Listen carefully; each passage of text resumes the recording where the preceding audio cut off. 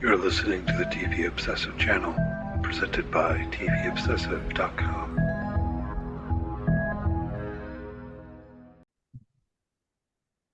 Hello and welcome back to episode 65 of the TV Obsessive podcast. My name is Ryan Kirksey. I'm a writer and contributor for TVObsessive.com. I'm joined once again by Cameron Crane, the executive editor for the site. We are in September. Do you get puffy sweaters and pumpkin spice latte when we're in fall? Is that your thing? Like Autumn Man from the Yeah. No, I mean, maybe not a pumpkin spice latte. It hasn't cooled down quite enough yet for sweaters. Yeah. I hope that there is some of that nice kind of fall weather where it's just sweater weather, or you just wear the jacket or something like that. Yes. It can have the tendency, I feel like, to just kind of be summer and then be winter some of these years. So Yeah. Well, that's where I live. It's funny being in somewhere where it's hot all the time. Some of the people out here don't care. Like they put on all their fall stuff anyways and just are miserable for when it's still 90 here. Anyway. I'm gonna wear a jacket, god damn it. Yeah. That's funny. Anyhow, so we're gonna talk a bit more this week about Homicide, Life on the Street. People listened last week. We talked about the first 3 episodes. We decided to round out the first season, so it's 9 episodes in total. So, I mean, I think largely we'll end up talking about the whole first season and so on. But if people want to go back and listen to what we had to say last week, I encourage you to do so. We are recording a day later than normal this week, with apologies to any regular listeners who set their alarm clocks to listen to the podcast as soon as it comes out on Friday night. It's going to be Saturday night this time, just for reasons. Don't worry about it. We'll be back on the Friday schedule moving forward. So, but yeah, so we'll keep talking about Homicide, Life on the Street. I think we just decided we'll talk about season 2 next week. So it's September 7th, somehow already the 7th of September, and I'm walking around thinking it's still August. What caught your eye in the news this week, Ryan? Well, how about something that ties into a little bit something that's a movie that's out in theaters right now that I think you've seen and heard of, the Alien Romulus movie that's out right now. It's gotten good, maybe slash mixed reviews. Some of the hardcore Alien folks have some criticisms about it, but all in all, being I think labeled as a very good horror movie. And maybe to coincide with that, we got a very quick teaser from the Alien Earth show coming from Noah Hawley that's arriving in 2025. Do I have that correct? Yeah, I think all they've told us so far is 2025. And yeah, I do think that they put this teaser in movie theaters before Alien Romulus. It's very quick. I don't even know if it's footage from the show. But one thing I did think was kind of interesting with this teaser and some of the information that came along with it and the log line and things like this, it seems like I had been under the impression that Noah Hawley was setting out to make a series set in the Alien universe on Earth, focused on the politics of Earth, I guess, and the company. What is it? Tani. Yeah, the company. Originally sent out the expedition. Yeah, because in the first film, well, in all the films that the company's at play, right? But the first Alien's the best Alien. I'm sorry, people. And the way in which there is that kind of nefarious thing in the background where like the company actually is looking for the xenomorph or whatever.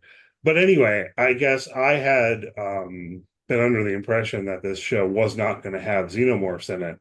And it kind of looks like, from what I'm seeing here, that we're going to have xenomorphs on Earth. Maybe. Yeah, the teaser certainly implies that. We watch the 15-second teaser. If you have a second, even pause for just a moment and go do that. But I'm with you. I thought this was going to be like corporate shenanigans and sort of corporate dealings that have to do with why these expeditions were set up and what they're trying to find. They discovered something that, they want to try to bring back to Earth, not necessarily xenomorph infestation of our planet. We don't get anything from this trailer, but I was sort of more in line with what you were thinking. Yeah. So I'm curious. It just seems there's really not a whole lot of information here, but from what there is, it seems like it's encouraging us to make that inference, like some pod crash lands on Earth and oh no, there are aliens in it, which that's fine. I guess I trust Noah Hawley personally, but that's a different kind of show than I thought, or was in my imagination in terms of what I thought they were up to here. Either way, looking forward to checking this out. I'm a little behind on the movies. I haven't seen Covenant either. I have not seen, I think the ones I've not seen are Covenant and this new one. I think I will. I'll see Covenant. I'm a big fan of Prometheus, and so I guess I need to complete that segment. So I am the opposite. I thought Prometheus was a bunch of ridiculous nonsense. Oh man! All right, we're gonna have a offshoot movie debate podcast one day about that movie. We don't have to. It's not worth. It's like, is it important to you that a movie makes sense? And if not, I think Prometheus is maybe really entertaining. Well, all right. I don't think it makes sense. I'm gonna let you have that one. You can land that blow, and I won't counterpunch. So we'll move on. We don't need to get on a tangent about it. But yeah, I've heard that Alien Covenant is good, and I've heard good things about Romulus. And I have no idea with regard to this Noah Hawley show if it's even going to feel like you have to have seen all the films. I'm not sure where it is in the timeline. I'm really curious about Romulus because I've read, I guess it's like taking place between the first and second movie, which is kind of interesting. That is correct, yes. So I am intrigued by that, and I'll have to check it out at some point. But anyhow, something that also is hopefully coming in 2025, I think The Handmaid's Tale has finally entered production. It's just entered production. Yeah, this was frankly surprising. I guess maybe not surprising that we'll get it in 2025, but it's been now, let's see, almost 2 years since the season 5 finale came out. There's a picture posted from Elizabeth Moss that they are just starting production of the final 6th season, and that at least this piece reporting that we will get this show in the spring of 2025. So they're going to fast track this thing, and it will have been 2.5 years since the last time we've seen it. But this is great. I've been hoping to see and waiting to see how this last season comes to an end. But I would have thought, they're starting now. We'll see it a year from now. But apparently, spring is doable for them. Yeah, I guess so. Oops, I'm behind. We may have talked about this before. Yeah. I guess I have time to catch up. Do I want to catch up? It's a weird thing. I started watching the show when it came out, and I was like, "Oh, this is really good," but also kind of anxiety provoking, or maybe a little closer, a little too close to home. What's happening in the world that I would like, and have never really gotten back to it sort of for that reason. But I have some, awareness of what's been going on in the show, and it might be kind of interesting.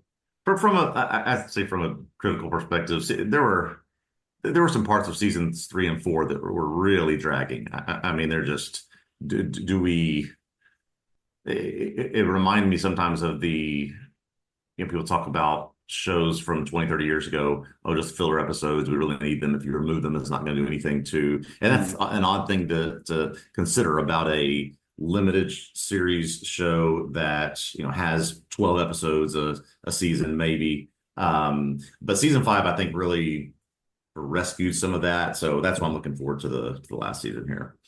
Cool.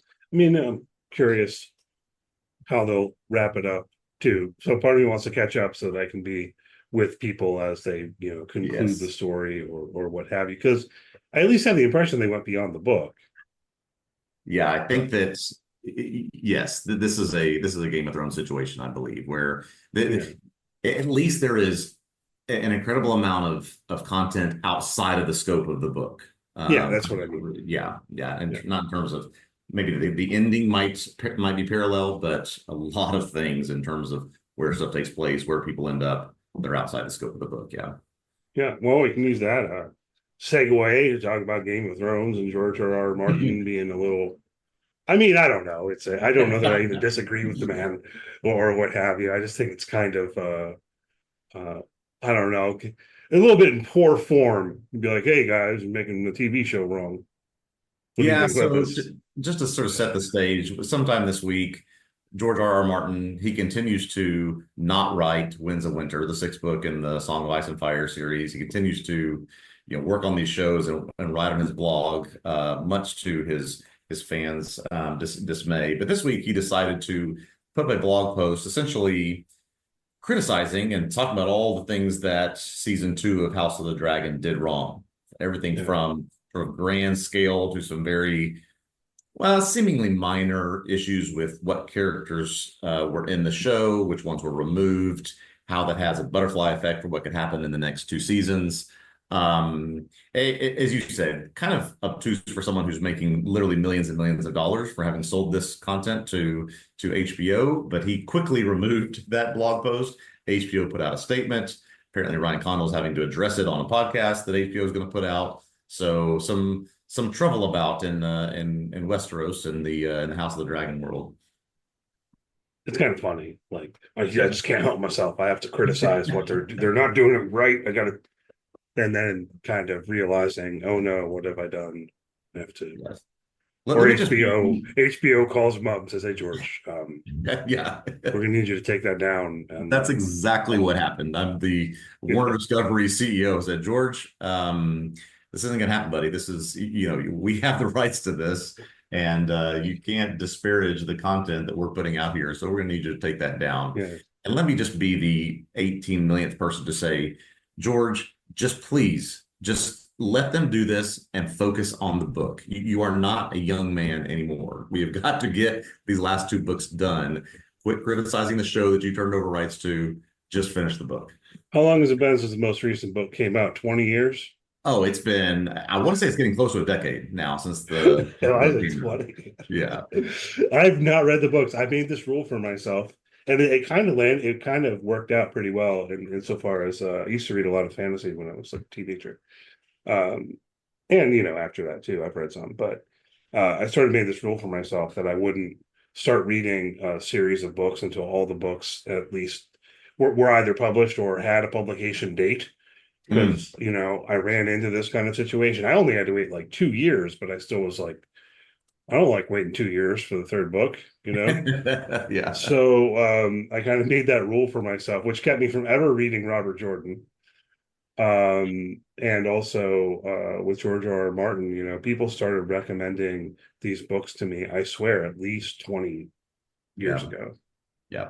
Um, It has been, I mean, to obviously his great lucrative success, it has been a phenomenon that has captured much of the world. But having been involved in so many TV shows and so many, he wrote an 800-page Fire and Blood, from which House of the Dragon is based on, instead of doing these other two books. Yeah. Right? So he is just, it's going down a hole that's gonna be hard for him to get out of, I think. Yeah, we'll see. Hopefully he finishes it someday. You understand, like Robert Jordan never even finished that series, right? He died, and then like someone else stepped in and like, oh, let's wrap this up now. Yes, and it has been reported by reputable organizations that there are sort of two people that are sort of the shepherds of George R. R. Martin written content that he's trusted over the years to sort of help him with this stuff. But he has said, and they have said, if something happens to him, we will not be finishing it on his behalf. To which that's not making fans happy if that were to happen. I wonder how much he has in the way of notes. There's another instance of something like this. If people, David Foster Wallace, when he died, had not finished his novel, The Pale King, which they did publish, and he left a stat. He basically left the book such as it was, sitting on his desk, but it wasn't finished. And it, as I recall, wasn't really, they didn't add to it so much as just kind of took what he had and edited it and released it as a book. I mean, as we know from Game of Thrones, he has shared the plot and ending with the people who created that show. So there is a roadmap, and there was a lot of detail to that roadmap. Whether or not he chose to change that after Game of Thrones ended, we don't know. But there is something that exists. Yeah. Yeah. So you can look at, that's what I meant, what I had in mind in referring to David Foster Wallace is, if nothing else, maybe you'll get the notes. Yeah, exactly. It's just like an outline, Anyhow, let's see. Much further out, this just kind of caught my eye. This is more of like a production order kind of thing. I guess they're going to call the show Widow's Bay. But I was kind of curious because of I was intrigued in part because it's the people involved in this. It's not that they're huge names necessarily that people are familiar with. But Katie Dippold, who's worked on Parks and Recreation and some other things, and Kira Murai, who worked on The Bear and Station 11, and I don't know, some other things. I have to look back at the article. But I'm intrigued by this. Like, I want to watch it. I don't know when it might come out. This is just one of these production orders. Any thoughts on this one?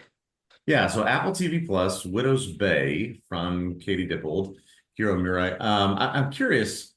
I love a horror comedy. I mean, there's a lot of that genre that's sort of existed over the last 5 or 6 years. Most of it's been phenomenal. I did look at the note here that said the last thing Dippold has done is wrote the screenplay for the new Disney adaptation of Haunted Mansion that came out last year. So I wonder, is this for kids or is this for adults? I think it's more for adults, but I'm not sure.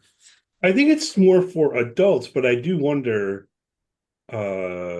It's being billed as a horror comedy. How much horror is it going to actually Exactly be? Horror comedy could mean like Tucker and Dale versus Evil. You ever seen that movie? Yes. Or Haunted Mansion. That's an entirely different kind of thing that Right. you might still describe as horror comedy, I suppose. So I'm curious about this one. To keep an eye out for more information, and no idea when we might get it. It might be a couple years. Yeah, this article scene that you have here seems to really just focus on the idea that these are the two creators. So there's nothing in terms of timing or people attached other than the showrunners, it looks like. Yeah, the news here is just like Apple has bought this idea. Yeah, exactly.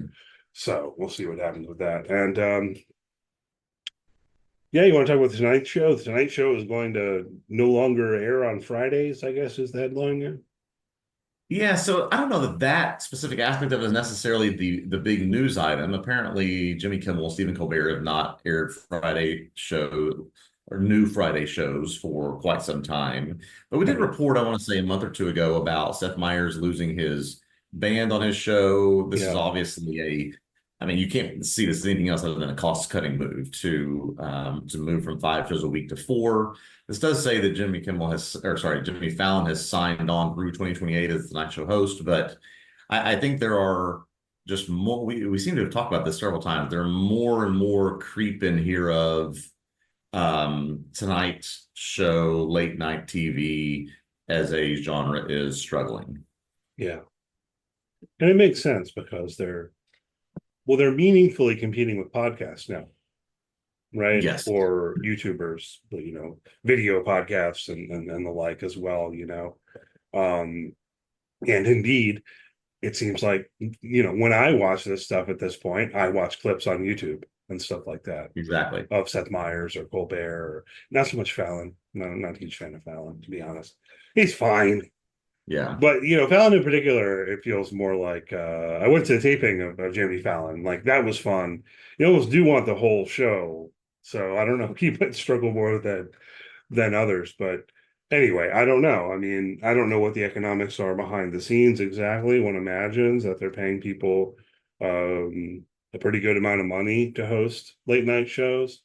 And then they're competing with someone who set up a podcast with a microphone, and they too have commentary on the news and do interviews and stuff like that. So yeah, I find this interesting because I mean, clearly Jimmy Fallon is not the only one on that show that has a contract. I'm sure that the writers, producers, creators, directors all have contracts as well. So were those contracts modified to adjust to a 80% of what they were doing before? So if they weren't, how much money are you actually saving, or is this more of a down the road decision that they're trying to make? I'm sure there are costs associated with the actual production of a show on the fifth day, but I would think for something like Tonight Show with Jimmy Fallon, a lot of the costs are going to be built into the contracts of the people that are running that thing. Yeah, which, and then you think about it, unfortunately, the people they're screwing over are probably the um, behind the scenes set people and things like that more than Yeah. the host or the writers, maybe the writers. I don't know. Yeah, that's true.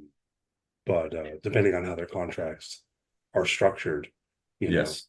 it's possible that they are structured such that they get paid a certain amount of money per day, and they're just like, well, you're not going to get that Yeah. fifth day anymore. Surprise, I don't know. I don't know those kinds of details, but it'd be a shame if it would be a shame in my mind if late night comedy talk shows like this disappeared from our Yes. culture at some point.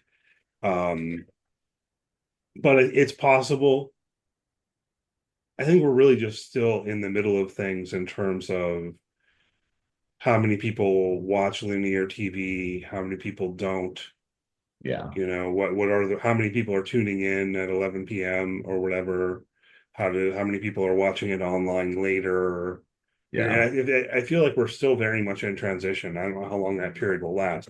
You could imagine a future where everyone's just using the internet for everything, in which case shows like this, as we're used to them, might kind of disappear or be replaced, permutate into a different version of themselves, because there are shows like this where it's more of a low budget podcast kind of thing, as Here's what I opposed to wonder. a big studio production. We should revisit this in 2028 or 2029 and look at, when these guys' contracts run out. So this is all the Jimmy Fallon's is now through 2028. These other guys have, multi-year contracts as well. When we get to a point like that, are they replacing these hosts with really strong comedians who cost 5% of the price? I'm just curious what the evolution of it will be. And like I said, hopefully it still exists. This is sort of a cultural monolith. So some version, I hope we still get it. Yeah, I hope so too. I think we will for a while. I mean, we'll just see how it goes. So I mean, we decided to do 6 episodes on our docket for Homicide: Life on the Street this week. I didn't have time to watch too much else. Watched a little football. I don't know how much you have to say about that. And tomorrow's the first Sunday that's full of NFL football. My day is cleared, my friend. It is absolutely cleared for Red Zone. I love watching Red Zone for like 7 hours. It feels it feels almost decadent or something to what it's just I don't know. The other thing I'll mention briefly is Sunny did wrap up its first season this past week. The season finale was on Wednesday. People have been watching the show. You can go read the articles I've been writing on it week to week. Overall, I think it's pretty good, and I'm curious to see, does it get a second season? It is definitely set up for the story to continue, right? Like they made this entirely with the thought that it will continue beyond season 1. I did see a headline I didn't click on it because I haven't watched the show, but Rashida Jones, the headline was, I think, hopeful for a second season. You're going to want to see what happens, or some sort of quote like that, right? Yeah, I did look at that. I mean, it was a little interview with Rashida Jones, and she wants there to be more of the show, and there are some light spoilers in that interview. Kinda. No, maybe there is. Maybe there is. Maybe the big one is kind of referred to, because it's like there is something of a twist in the season finale. It's not like with sugar or something. But I see. Yeah, that's another one. I feel like there are a few things hanging out there where I really wonder: is Apple going to make more of this show? Are they going to make more Sunny? Are they going to make more Sugar? Yeah, we haven't heard. In contrast with Constellation, they canceled it really fast. Yes. So like if they didn't cancel it, can we assume they're going to make more? I don't know. Yeah, good question. That's a good question. Well, a show that we've talked a little bit about industry before. I think neither of us up to this point had been caught up on it. Industry is right in the middle of its third season on HBO. I did force myself to catch up through the end of season 2, and have just started on the first episode of season 3. And I find myself at a point where I'm trying to decide whether or not to continue. And I think that is a show full of really interesting drama and intrigue. I saw somebody describe it as Succession meets Euphoria the other day, which it really, really is. I mean, there's some talk about office politics / really depraved things that these people do in their personal and professional lives. So there's some real interesting stories there. But this show wants you to do one of two things. It wants you to either not care that you have no idea what they're talking about, right? So this is centered around a financial institution called Pierpoint and all the machinations of big time investment and stock trading and all the things that they do. So it either wants you to not care that you don't know what they're talking about, because there's some like deep industry jargon here that they go through every week. So I mean, I have an MBA and I don't know what they're talking about, right? So they either want you to not care or spend a lot of time learning all of that so you can understand the nuances of what's happening in each of these storylines. And I don't know if I'm on committed to either side of that.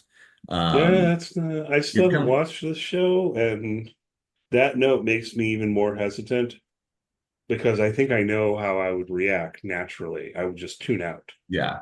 And that's what I found myself doing. Like I did eventually have to go look up. They keep talking about executing a trade of a yard of something. And I was like, what does a yard mean? So a yard is industry jargon for $1 billion or £1 billion worth of something. It's like, okay, well, now I know what a yard is. All right. But there's 18, 20, 30 of these things that I need to go research and figure out.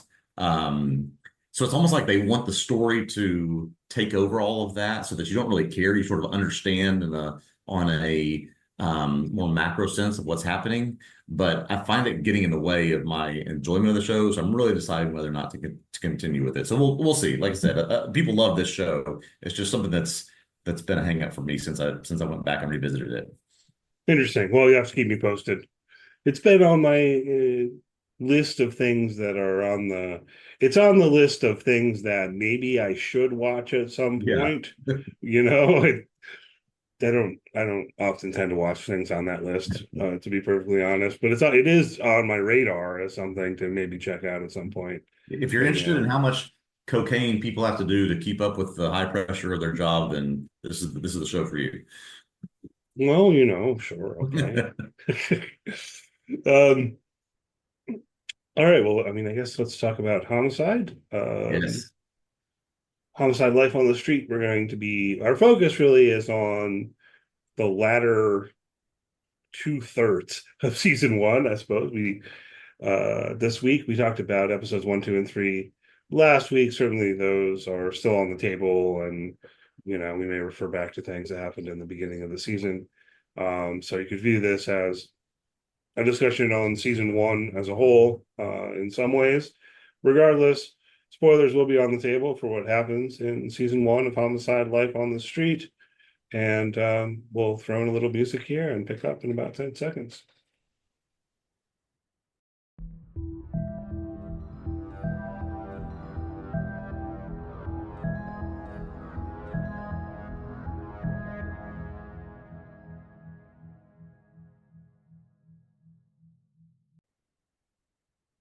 Okay, we are back to talk about the last 6 episodes of the first season, Homicide: Life on the Street. That will be episodes 4 through 9. As we mentioned last week, this show is created by Paul Attanasio, based on Homicide: A Year on the Killing Streets by David Simon. This first season ran in the winter and spring of 1993.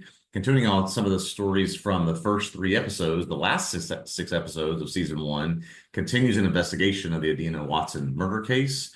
as well as several cases around a drug dealer who tortures a young woman, a gang initiation that ends up becoming a murder, a Chinese political refugee who is murdered, police officer shot in the eye and eventually is blinded from that injury, and several other cases that the detectives take on. Meanwhile, in their more personal lives, Detective Bolander and medical examiner Blythe go on a date. Bolander tries to bond with her son. Howard and Bayless both attempt to give up smoking. Lewis is building a Mustang Cobra. Lieutenant Girardello tries to protect his squad from asbestos in the building, and all sorts of other things that are happening here, interspersed throughout these cases. Probably most the most relevant place to start would be with the Adina Watson case. It's sort of the 3 or 4 episodes we get where this is still being discussed and still being investigated, culminating in episode 6, Three Men and Adina, the name of the episode. So this case started in the 2nd episode of the season. We see it through the 6th, but then we really don't. And so I guess we sort of talk about this episode of that case in general. Right. Yeah. So it's interesting how this is kind of the big case and the through line of the season. And certainly part of that is the fact that it's the murder of this young girl. She 11 or something? Yeah, I think 12 11. or something like that. And it's Bayless's first case, and they don't solve it, or it's still open. Case is still open, which is not unrealistic by any means, but in terms of television, kind of surprising, Yeah, that's the innovative, if we want to use that word, innovative part, that there is no resolution to it, and at least seemingly through the rest of the first season, there is no return to it either. Well, after this episode that you mentioned, Three Men and Adina, which is really almost the entire episode, is the interrogation of the character Risley. Is that his name? Yeah, Risley Tucker. Risley Tucker. Played by Moses Gunn, who they generally refer to as the Araber. Yeah. I don't know if that language is at all culturally insensitive. I don't think I'd ever heard the word before I watched the show. He's got a fruit cart, and I guess at least in Baltimore, this is the term that they use. Had you ever heard this term before? I legitimately had not. I had not heard this term, so it was interesting to see in this episode, Three Men and Adina, that they talk to him and say, this has nothing to do with anything ethnic, right? You're not Arab, you're not Arabian, so why do they call you an Araber? So no, I had not heard this term. Yeah. Maybe it has to do with the horse, because I think there's horse involved. That's right. Horse cart with fruit, yeah. Maybe it's I don't even know about horses. I don't know if this was unplanned. Anyway, that's not the most relevant thing, but that term is there, and yeah, they do talk about it on the show. But so yeah, I mean, this episode was really powerful. You mentioned that it's on Rolling Stone's list of greatest episodes of all time. I believe Alan Sepinwall put it there. What was it, like 25 or something? Yeah, so Rolling Stone released a list of their best TV episodes of all time this week and had this one at number 25. And I noticed that put it at one place above the BoJack Horseman episode, Fish Out of Water. I do disagree. I do kind of think that BoJack episode is better, but we don't need to go on a tangent about that. Ryan hasn't seen BoJack Horseman. No, I'm not. Go look at the list though. It's great. It's a really good read. I will say that. Yeah, it is a good list. And also, for what it's worth, I've written an article on that BoJack Horseman episode. You can find it on TVObscast.com if you want to read it. Anyway, that's the side we're talking about Homicide.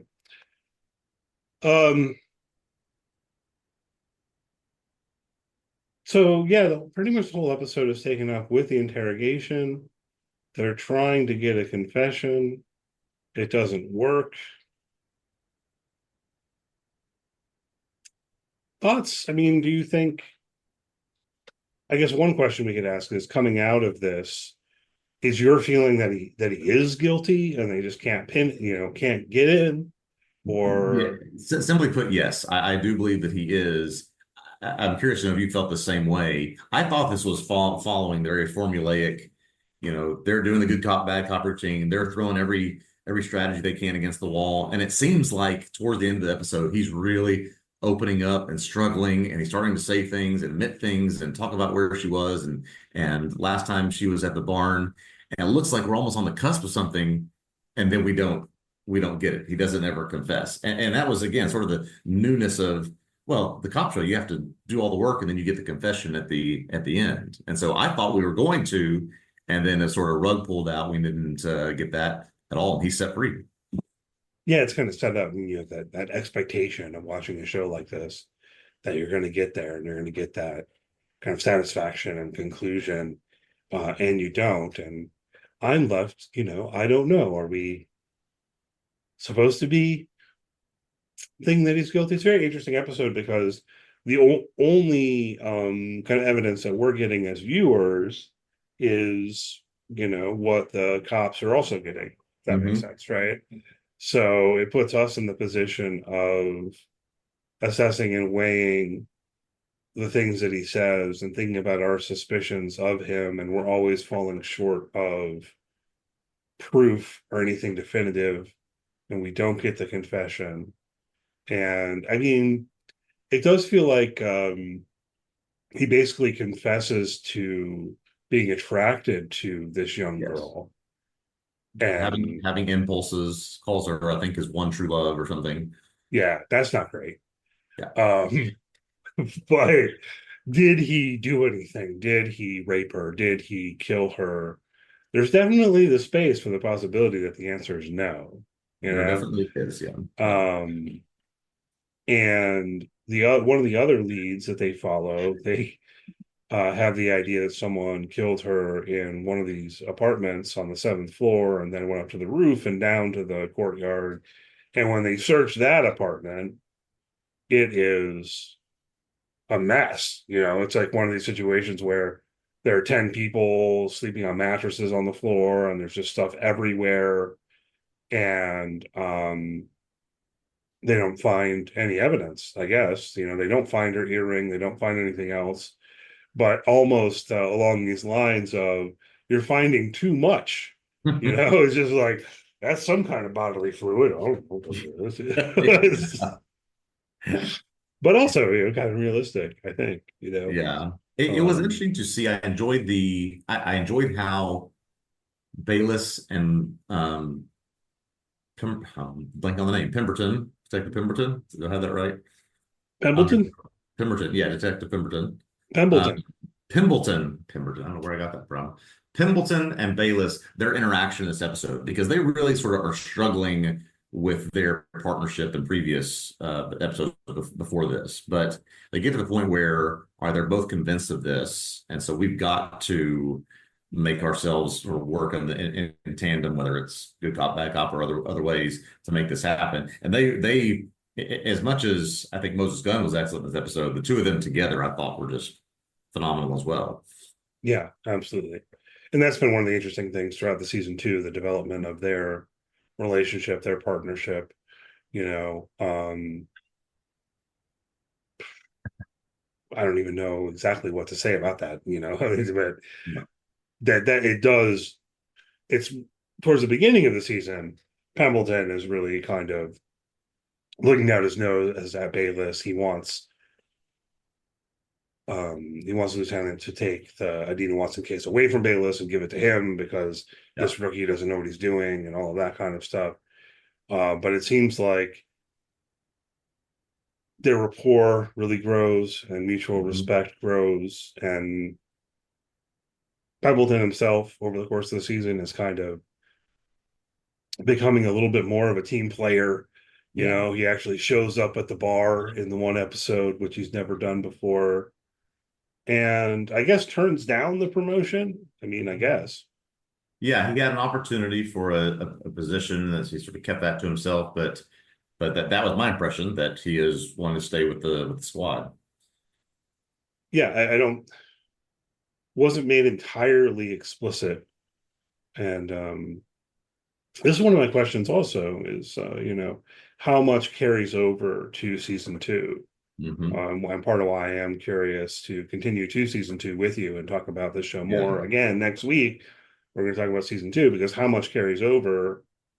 We're still grappling with the question of, well, what kind of show is this exactly? The first Yeah. season's only 9 episodes. And apparently, the second season is only 4 episodes, and I don't know what's up with that. We'll talk about that next week more. But yeah, how much carries over, right? So you mentioned with the Adina Watson case, even like certainly they still care about this. Mhm. I think Bayless does mention it in the episode about the dog murder, Yes. but I mean, it's more just referring to how this is still something that kind of eats him up inside. He wants to solve that, he wants to get it off the board, but maybe they never will. Yeah, And and that would be very, I think, unique and interesting if, I've not watched ahead to season two, but we see this, they're put in this time constraint of we've got to get this confession in 12 hours. They're in episode 6, they don't get it. And then there are some references, as you mentioned, and maybe in 7 and 8, this case, but there's no return to it. There's not even a definitive, well, this is not going to be solved. It's just sort of left out there to our imagination of what happens from this point. Presumably they're still working on it as they do these other things, but there is there's no line drawn or finality given to anything to do with this as the season closes. right, and I think that's realistic. I think that's how it goes, right? Mhm. They don't have any new leads. They've gone down all the paths they had available and Yeah. didn't solve the case, didn't get it off the board, and so it lingers. Yeah. And I'll be really curious to see if the show returns to it moving forward, because they would have to get some kind of fresh lead, and it's possible, Yeah. but given the what you referred to last week as bleak realism of the Yeah. show, they'd have to be careful, right? You don't want to just implausibly like, aha, we solved the case, Yeah, yay. just something out of the blue to get it done. I don't anticipate that will happen, but maybe we'll learn more in this very short second season. Yeah, maybe. You mentioned that the well, this is when I say you mentioned, it's in our notes. You put it there. That the first season had 4 Emmy nominations, won 2 Emmys, and it really does seem like the critical acclaim for the show is what saved it. That the executives had some worries, demands, what have you. You want to say anything more about Yeah, that at this point? the ratings for this show, they started off well because they gave it a post Super Bowl slot for the pilot, but then just steep decline into the end of the season. And so the executives were very worried about this. But what helped, as you said, what helped save it is the critical acclaim, it being nominated for 4 Emmys, winning 2. But apparently, the NBC executives said, if we're going to continue this, we're going to have to make a couple of changes. The 2 primary ones, which I saw a couple of places, were too many subplots. We got to start focusing on fewer and fewer things. And then also sort of the quick cut back forth sort of sharpness of moving from scene to scene and even within from shot to shot. So we have need to sort of to smooth that out some. So those were the 2 major notes apparently. So it'll be interesting to see after watching 9 straight episodes and going into these 4 what has changed here. Yeah, I don't love those notes. Yeah, I don't I'm either. not. Hopefully it doesn't. I'm going to go out on a limb and guess that it doesn't ruin the show Yeah. because they need 7 seasons. And the season Yes. started being 22 episodes long, and overall, people acclaim this show as being really, really good. So, yeah, I'm going to guess that this isn't a Boomtown situation. Have you ever watched Boomtown? No, I've never seen Boomtown. I mean, I think the first season of Boomtown is just great. And I don't know if you can find it on Peacock. I should look Huh. because it was an NBC show, as I recall. I've got the first season on DVD. This produced by Graham Yost, um, and who also did like Justified later, and is involved with Silo for what it's worth. But the thing in Boomtown is that the story unfolds from different perspectives.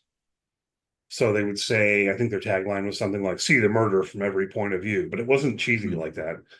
And you would go from one character's perspective to another, and there'd be small differences, and then by the end of the episode, it would kind of put things together. And it was really cool, and it was really novel kind of thing. But going into the second season, the executives made them stop doing that. And they also just like got rid of one of the main characters. And I couldn't even make it through the episodes of the second season Oh that no. exist. It was so bad.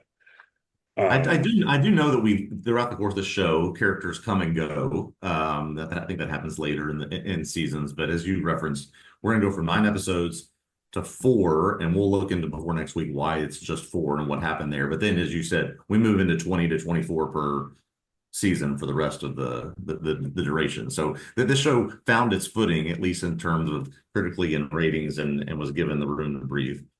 Yeah. And then it's going to get there. I mean, because that like 22 episode season order is a standard 90s thing, 20, maybe 20, 24 sometimes, but that it will get there, I guess, starting in season 3. Let's talk about some of the familiar faces that show up and Yeah. things like that. You put under a show sheet guest stars. I don't know if that's accurate because I don't know Yeah. if people knew who these people were at all when they were on the Yeah, show. yeah, these people weren't that famous at this point. Really should be minor day players who became stars later. Yeah, like Luis Guzman, I don't think anyone knew who he was. Yeah. Really, I don't know. I'd have to double check his IMDb, but as I recall, he came to my attention with like Boogie Nights, I think, Hmm. in the late Hmm. 90s. But he shows up in the one episode. Kind of interesting character is this guy who makes cabinets and has a coffin in his apartment, and then Yeah. apparently ends his own life, I guess, after Yeah. having this Bolander conversation. said, yeah, bad things would happen if you keep this in here. And sure enough, yeah, carpenter who got paid in advance for a coffin and the guy never showed up. So yeah, that was quite the Yeah. storyline. And just like steals Bolander's beer.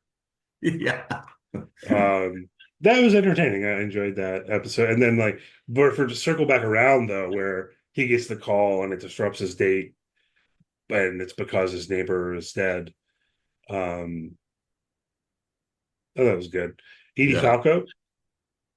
I'm not sure how well known Edie Falco was at this point, and I didn't look into it, but Yeah. certainly The Sopranos comes half a decade later, Later. so I Yeah. don't think she was incredibly well known, but she shows up as Officer Chris's wife. Wife. Yeah. In her best 90s jumpsuit, tracksuit. I mean, love it. Absolutely love it. Oh yeah, and she's great. She's got a recurring role then, Yes. right? As does Chris. We haven't hit really on what happened to him, other than in your summary. I don't know how much we have to say about that. He's alive, but not doing great, and Yeah. going to be Thinks he blind, should have and died. Very remorseful. Yes. Or some survivor's remorse there. his wife is pregnant, and Yes. probably we'll see a little bit more of them. I don't know. I don't know how much, but I'm Yeah. sure that they won't entirely go away as characters. Who else we got? Larry Gilliard Jr. I'm gonna look this up. He says that's D'Angelo Barksdale, man. That's right. Yes, playing a sort of drug runner, drug pusher in the episode is Dog and Pony Show, right? He would become very well known years later. But I think pretty much just for The Wire, right? I mean, is I think he? so, yeah. Yeah.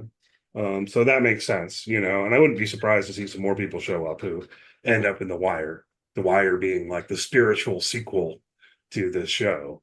Yes, And absolutely. David Simon is kind of like a staff writer consultant on this show, and then The Wire is he's the creator and showrunner and all Maybe, of yeah. that. So that's not surprising. This guy whose name, Zelshko Ivanek. yeah, I he's think been I in a think lot of things. He always plays a lawyer, I feel like. so. That's what I was gonna say. So he shows up as a prosecutor here in Homicide: Life on the Street, and from this point forward would be in every legal and political thriller in the history of time since this. Right? He's yeah. That's just his character from this point forward. Yeah, I didn't look it up, and but I was asking my side. Quick answer. There's no way to look this up, but you look on IMDb. I couldn't remember if he was in Suits or The Good Wife or both. Oh Not yeah. both. Obviously, he said just always a lawyer. Um, so yeah, I mean, with all of these actors, they're definitely familiar faces, but I feel like their breakouts generally are coming after Homicide: Life on the Street. So it's kind of a fun thing to see them with just kind of a small role on the show. You missed, however, the one person who would properly count as a guest star, in my opinion. Your list All is right, who did I missing miss? someone. John Waters. What episode was that? I must have. Well, I certainly did miss him, but which one was it? He's in the season finale. He's the bartender Oh, at the very end. at the very end.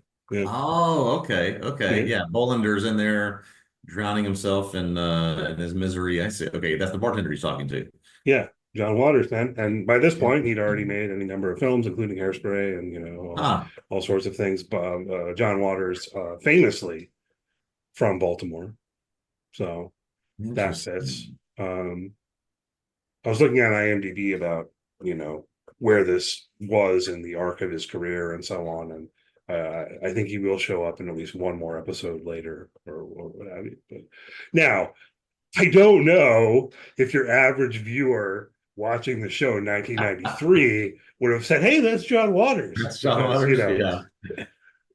No, that's an interesting catch, though. I remember seeing that scene in Bolander. I guess I just focused on him. You sort of just see the profile of the bartender as he's talking to him. So yeah, it didn't even really register with me. But yeah, I like that local connection between him and John Waters. No, missed that completely.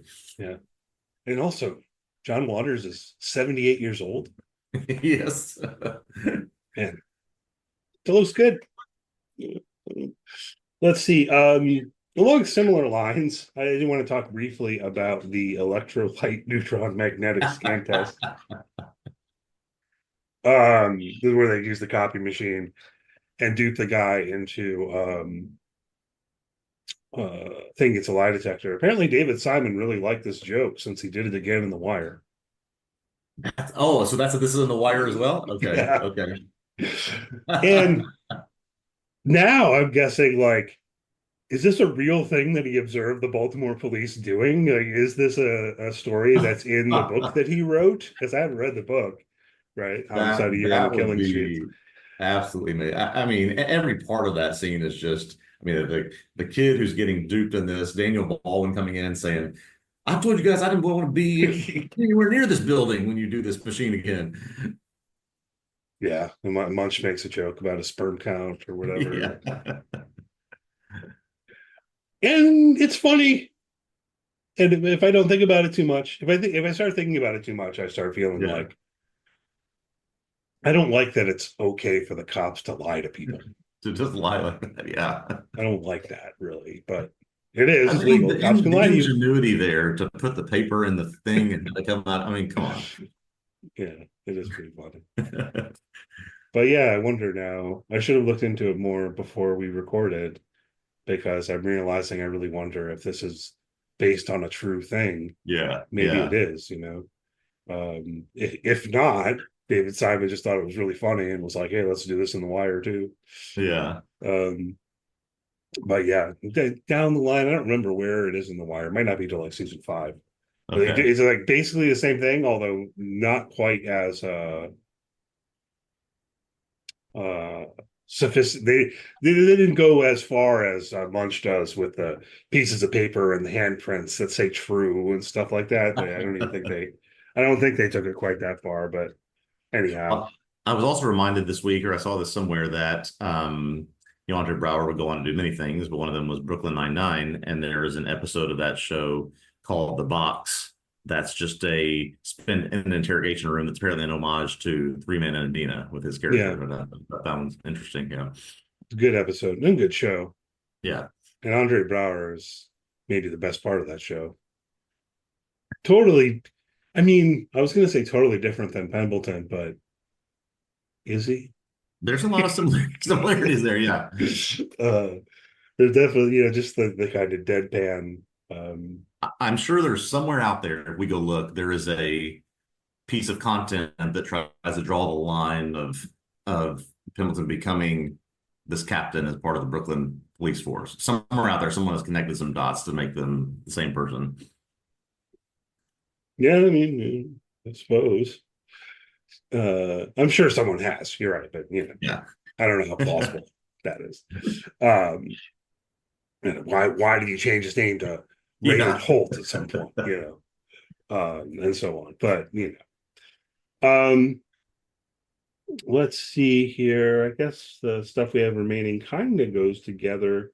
I don't know. Yeah. I just thought it was interesting with some of this commentary on politics, and then I guess the commentary on history, or that kind of through line is a There's similar just so sort of much thing. of that, especially in these last 6 episodes. I mean, just it seems like there was these stories about Lincoln, Spiro Agnew, some as they're having a discussion about drugs, particularly the legalization of marijuana. Munch goes into the history of hemp in its use during World War II. There just must have been in that writer's room just sort of a real deep sense or love of sort of history and political history that they tried to weave into the conversation between these detectives.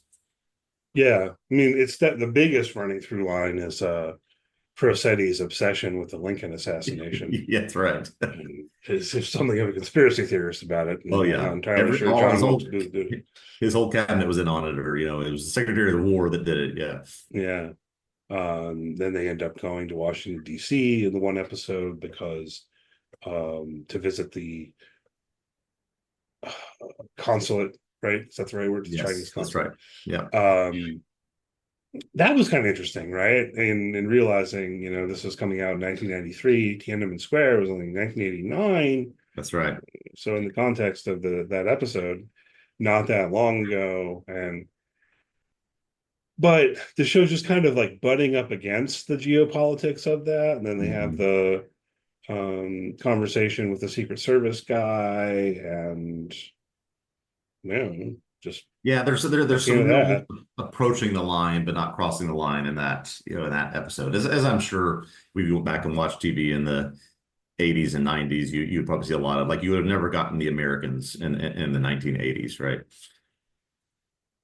Yeah, I think that's fair. I think that's right. I guess broadly speaking, my take on it is just that it's showing an interest in social commentary Yes, through the lens of this show, and not just murder mystery case of the week stuff. exactly. Yeah.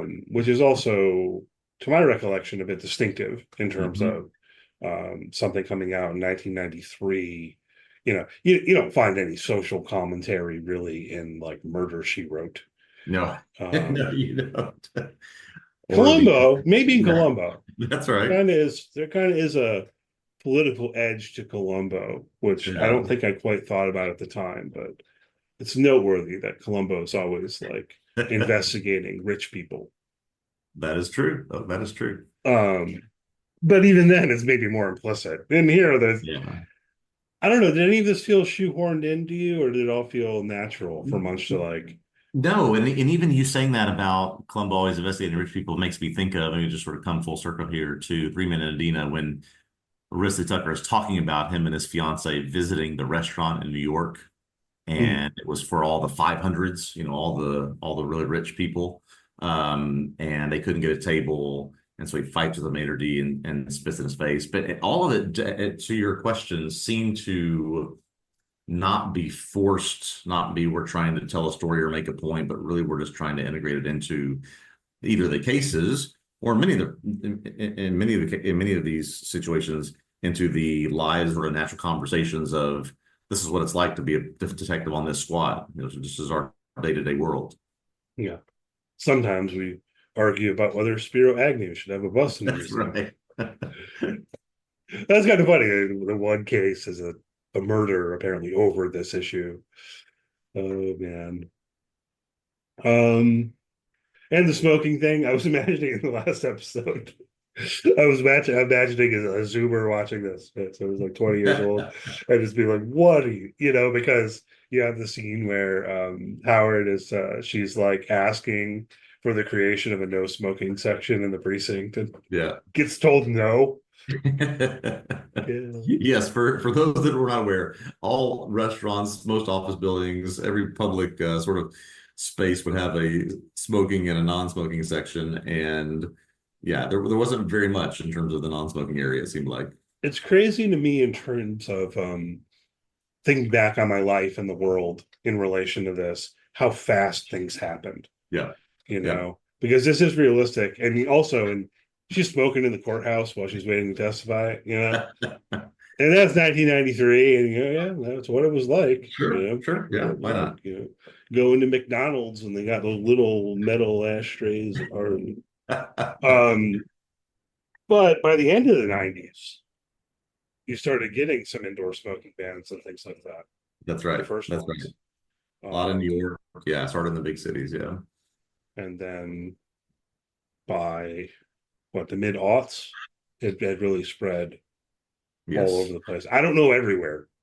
I haven't looked into all the details. I imagine there are still some places in Kentucky or whatever where they don't have laws like this, but I could be wrong even. I don't know. I'm just imagining there might be certain pushback in certain states, but yeah, and I forgot to look this up. This is like super minor. I just want to double check before I say something. I meant to do this earlier. Yeah, the title of episode 9, Smoke Gets in Your Eyes, is also the title of the very first episode of Mad Men. Oh, interesting. Okay. Yeah, I don't have much to say about that. I don't know if it was. I mean, it would have to be in the direction of Mad Men, kind of alluding to Homicide: Life on the Street, but equally, it might just be coincidence that both shows are using this phrase. Yeah, so the titles of the episodes on Homicide: Life on the Street seem to often be a euphemism or cliche or a derivative of a cliche. They change a word or a letter or something. So yeah, that's often what they would use. Yeah, I mean, it's sort of an idiom, but I don't know. It's just something I noticed when I was looking at the episode titles. Like, I'm pretty sure that's the name of the Mad Men pilot, and it is. And lots of stuff in that episode about smoking and quitting smoking, and yeah, I don't know. Other things you want to hit on before we wrap up here? No, I think that's good. I do think it will be a good idea, knowing what we've seen and heard about what this show was in season 1, what quote unquote notes they got in advance of season 2. What changes in these 4 episodes, and they change for the better or change for the worse? I guess we'll see this week. Yeah, I'm curious about that. So, thanks for joining us. We'll be back next week talking about season 2, Homicide: Life on the Street, which is apparently only 4 episodes. And we've yet to really research why it's only 4 episodes. I mean, that's really short season 4. Yeah. This isn't the UK, for God's sakes. That's That's right. But anyway, thanks for listening. If you enjoyed the podcast, please do consider leaving us a good rating, review on YouTube. Hit that thumbs up button. Subscribe to the channel. Follow TV Obsessive on social media. Look for TV Obsessive. Check out TVObscast.com, read some articles, poke around, have fun, and we'll be back next week. All right, looking forward to it.